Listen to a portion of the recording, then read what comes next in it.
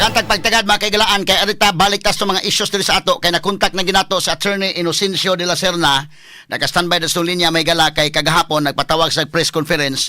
Murag wa man ma-appeal imbitar ang DOHP day. Sumona nga kanana ang nakamonitor ta mahigala nga nag-press con ko no. Sumona nga mas mayo nga okay ra man wa ta maimbitar pero ato sang gitawgan para maka sulti siya mahigala unsa ning hitabo. Dastulin niya ron si Attorney Inocencio de la Serna mga kaigalaan. Lahat ng tanong, straight to the point. Attorney Inocencio de la Serna may buntag live taron sa DYHP RMN Cebu o IFM o sa mga social media platforms. Good morning, Panyero.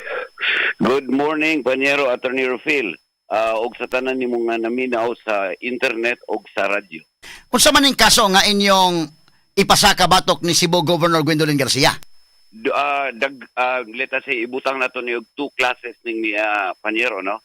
Number one would be the disqualification cases man ay mga tulo or upat kabok mga grounds for the disqualification because makita man gyud na nato dili man ni kuan actual mga sa Sugbo News ang iyang gipangkuan supposedly ang usa ka media outfit of a provincial capital supposedly mag-ingon gyud nga mao ni ang nabuhat sa Capitol, mao ni ang mga project sa Capitol.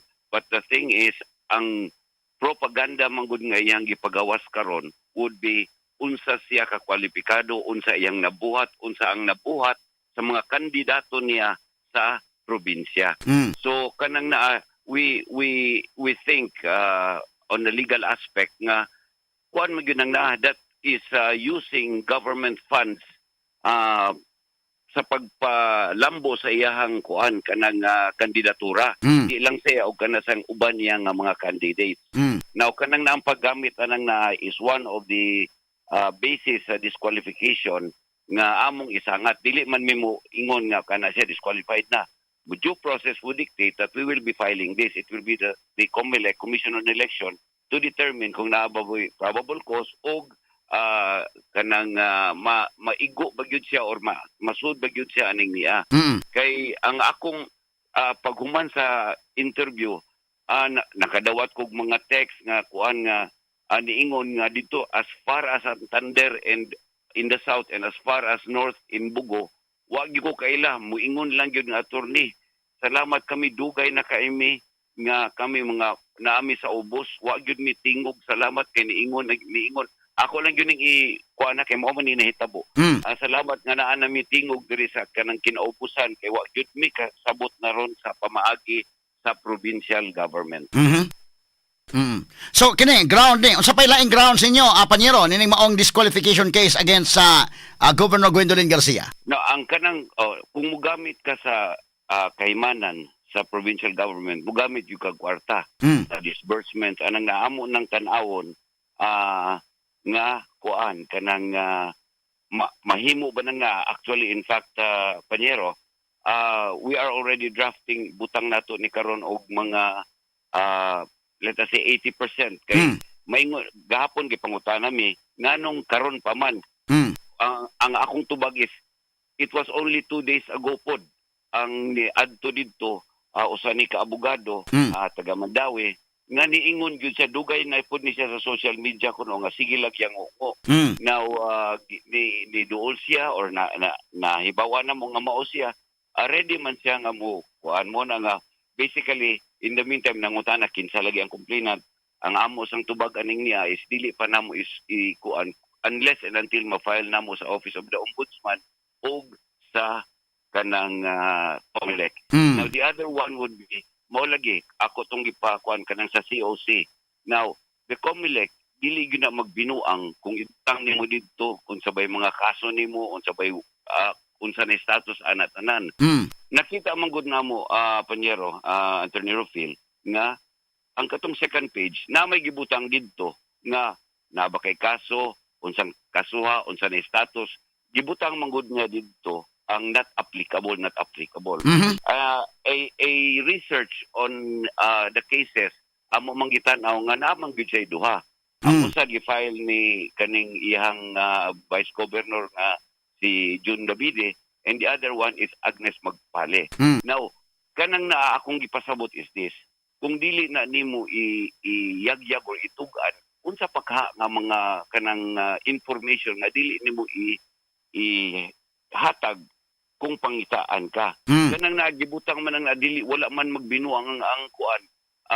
Kumilik anang nga ibutang yun ang naa sa imong certificate of conduct. Subot pasabot ninyo nga wa mo honestly fill up si Governor Gwendolyn Garcia sa iyang certificate of candidacy.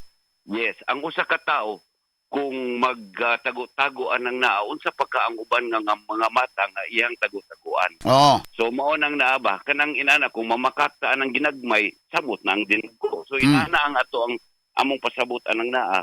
But So mao ni sa kaso ni Mandawi City Mayor Jonas Cortez nga gikihas siya because ang iyang COC wa niya ma-fill up o klaro nga doon na say kaso. In fact mo niya kapasuspenso niya pag fill up niya murag iya tong gi NA masiguro iyang gibutang. NA.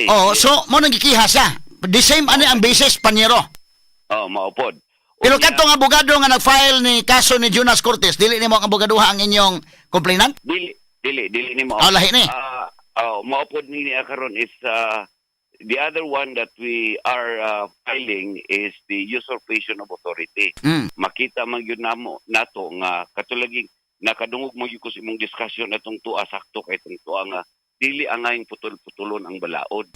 Kung moingon ta nga no local official or national official will be suspended within the election period, mao na ang ilang gibasihan. Pero naamang goy unless ba kanang if your case is relative to a Graft and Corrupt Practices Act, mao nang nga pwede yugang ma-suspenso. Sakto kay ito ang imo, it was an erudite discussion on that part of suspension. But the thing is, over and above sa sulti sa iyahang manghod nga si Congressman PJ nga perting maayuha sa balaod nga ipakuan na lang gud dawata na lang wa man gyud.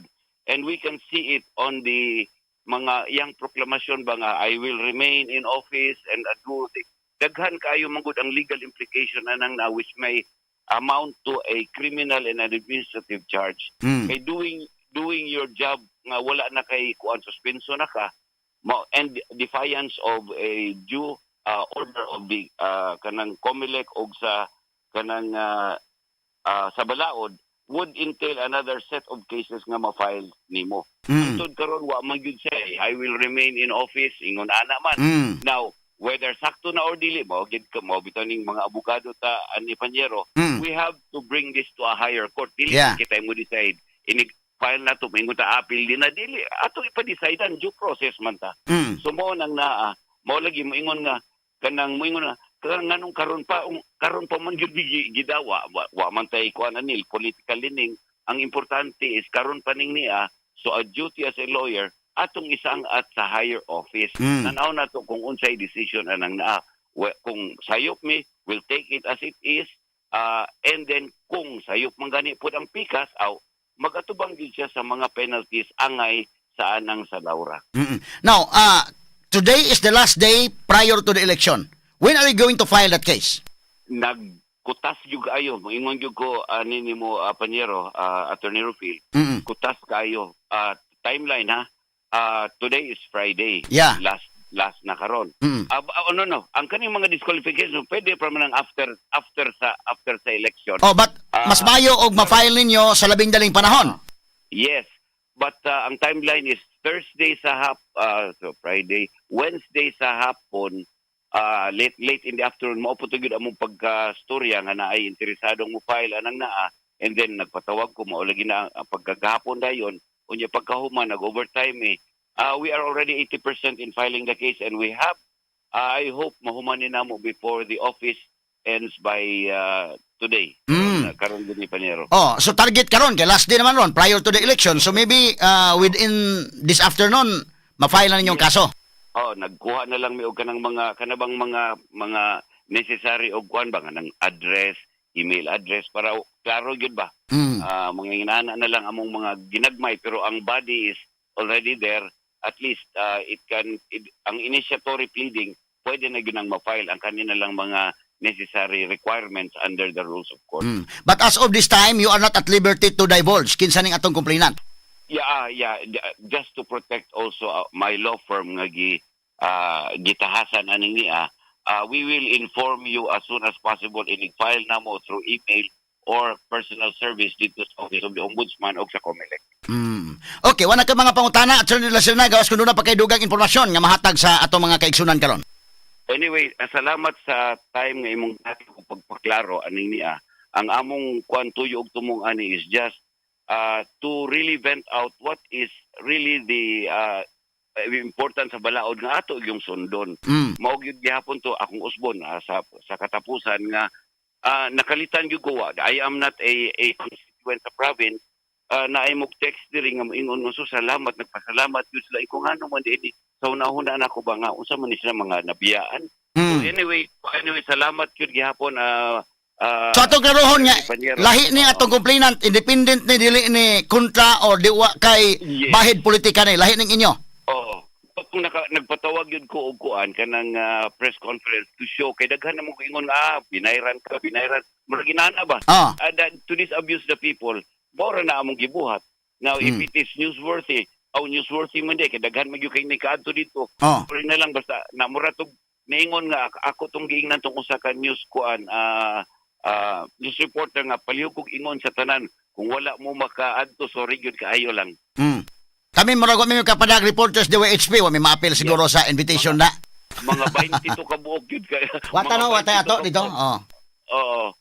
Sige lang, pero at least mo nagitawgan ti ka para nga mahibaw mi direct from the horse's mouth kung unsa nang hitabo.